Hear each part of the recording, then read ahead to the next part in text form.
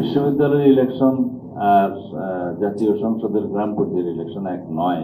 বিএনপির পক্ষ থেকেই 5% প্রস্তাব করা হয়েছে, অন্য কোনো দলের পক্ষ থেকে নয়।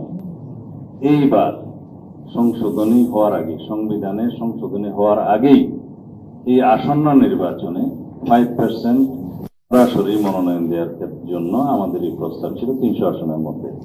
এটা 10% উল্লেখ করা হয়েছে এবং সবাই এগ্রিড হয়েছে। কেউ কেউ নোট অফ ডিসেন্ট দিয়েছে অবশ্য। সেই 10% আসলে তখন 30টা সিট হবে, কিন্তু বিদ্যমান 50টা সংরক্ষিত আসন থেকেই যাচ্ছে, তখন সেটা হবে 80টা।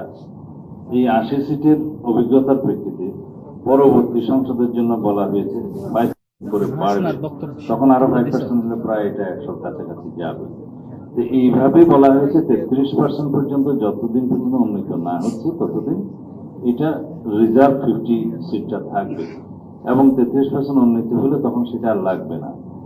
আমাদের প্রস্তাবিত 100 আসন উন্নীত করার মহিলাদের নারী আসনটা এইবার, তা এখন গ্রাজুয়ালি না গেলে অন্যান্য রাজনৈতিক দলের মতামতও নিতে হবে, তাদেরকেও একসাথে নিতে হবে, এবং আমাদের সমাজের মানে রাষ্ট্রের নারী সমাজের অগ্রগতির বিষয়টাও আমাদেরকে নজরে রাখতে হবে। বিশ্ববিদ্যালয়ের ইলেকশনের কথা বললেন, বিশ্ববিদ্যালয়ের ইলেকশন আর জাতীয় সংসদের গ্রাম পর্যায়ের ইলেকশন এক নয়। ওয়ালটন এখন দেশের সীমানা পেরিয়ে পৌঁছে গিয়েছে 50টিরও বেশি দেশে। ওয়ালটন, ঘরে ঘরে বিশ্বজুড়ে। এখানে আমাদের দেশের সামাজিক বাস্তবতা হচ্ছে এখনো পর্যন্ত প্রায় 90%-এরও বেশি মহিলা পর্দানশীল বলা যায়। আমরা তো নির্বাচন করি, মাঠে ঘাটে হাঁটি, জানি, বাড়ি থেকে বেরোতে চায় না। আমরা 33% মহিলা participation in all committees in all levels এখনো করতে পারেনি, 10%ও করতে পারেনি, বিকজ পাওয়া যায় না। তো সমাজের অগ্রগতি, নারী সমাজের অগ্রগতি, শিক্ষার অগ্রগতি, সামাজিক বাস্তবতা, সবাই তো আপনার মতো সিডা মিলনায়তনে এসে বসার সুযোগ নাই বাংলাদেশের নারীদের। তো যেদিন এই অগ্রগতিটা আসবে, এই গ্রাজুয়ালি আশা করি আসবে, সেদিন আমরা সরাসরি ইলেকশনের ক্ষেত্রে ওই 33% যেদিন উঠবে আর কি, সেদিন রিজার্ভ সিট আর লাগবে না। সেই পর্যায়ে যেতে একটু সময় লাগবে।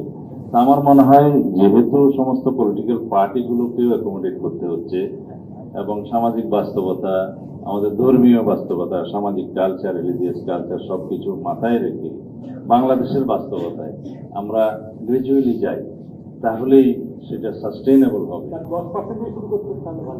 আচ্ছা, আমাদের প্রস্তাব ছিল, কিন্তু তো ঐকমত্য কমিশনে অন্যান্য পলিটিক্যাল পার্টিগুলোর কথাও তো শুনতে হয়েছে, সবাইকে অ্যাকোমোডেট করতে হয়েছে। এখন before the amendment of the constitution এটা কম্পালশনও করা যাচ্ছে না, এটা জাস্ট আহ্বান জানানোর মতো সনদের মধ্য দিয়ে।